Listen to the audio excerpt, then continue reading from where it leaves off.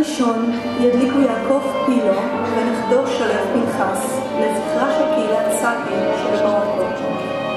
תוכנית הפתרון הסופי של גרמניה הנאצית שאפה לחסל גם את יהדות צפון אפריקה. לאחר כניעת הצרפתים לגרמניה שיתפה פעולה הממשלה הצרפתית של וישי עם הממשל הגרמני שחוקק חקיקה אנטי-יהודית. קהילת סאפי נפגעה מאובדן בני משפחה במחנות עבודה ובמחנות הסגר, מגירוש למחנות הריכוז באירופה, מגיוס ילדים לעבודות כפייה, מהחרמת רכוש, מהרס בתים בהפצצות אוויריות ומהפחד התמידי מן העתיד לבוא. את הנר השני תדלקנה בלעה סלומה אילת ונחתתה ליטל לזכרה של קהילת ז'יכלין שבפולין.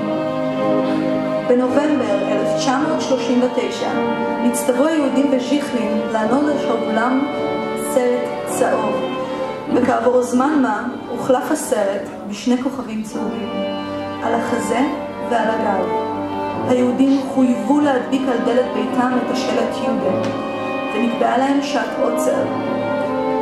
במרץ 1942 הובאו כל היהודים מהגטו, 3,200 נפש, לכיכר השוק. אנשים איטיים וחולים נורו בו המקום. שאר המגורשים הותנו לקרונות והוסעו אל מחנות ההשמדה. צעירים יהודים בודדים הצליחו להימלט.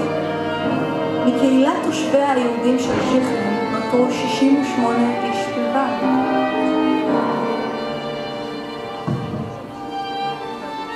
את הנר השלישי תדליק הגברת מירי פלוטקין, מורה מבית הספר בן גוריון, בת לניצולי שואה, והתלמיד ליאון ניימושין, לזכרה של קהילת קרקוב. קהילת העיר קרקוב נכבשה על ידי הגרמנים בעת כיבוש פולין. מיד עם כיבוש העיר החלו רדיפות שיטתיות של הקהילה היהודית, ובעיר הונהגו צווים והגבלות אנטי-יהודיות. בדצמבר 1939 ניהלו הגרמנים פעולות טרור מקיפות בשכונות היהודיות בעיר, בהן הוצתו בתי כנסת ונגזל רכוש רב.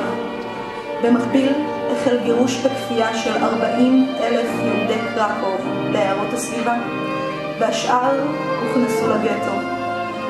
הגטו התפנה מיושביו במרץ 1943, עם משלוח אחרוני היהודים בו למחנות ההשמדה בלז'ץ ואושוויץ, ושם נרצחו. את הנר הרביעי ידליקו הגברת אירנה מסיקה והתלמיד מתן בוזגלו לזכר קהילת יהדות טוניסיה. טוניסיה הייתה המדינה המוסלמית היחידה שהייתה תחת כיבוש גרמני ישיר. כשאר יהודי צפון אפריקה מצאו עצמם היהודים בטוניסיה כבולים בסדרה ארוכה של חוקי גזע, הטלת קנסות כבדים וגירוש למחנות הכפייה.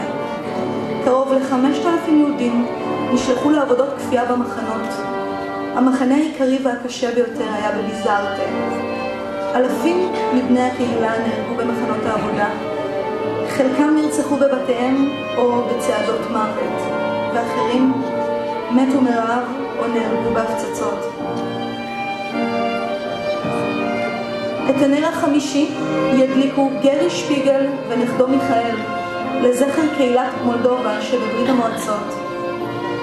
באוגוסט 1941 פלשו הגרמנים יחד עם הרומנים למולדובה, והשלטון באזור עבר לידי המשטר הרומני הפשיסטי. לאחר הכיבוש הוסב שטחה של מולדובה והוכרז כאזור ריכוז ליהודים.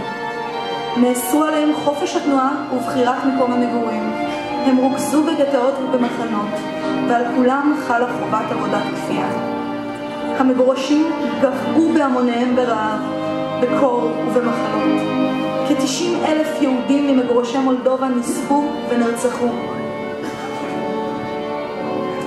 את הנר השישי תדלקנה הגברת לייקה וייסברג ונינתה אלה לזכר קהילת לודג'.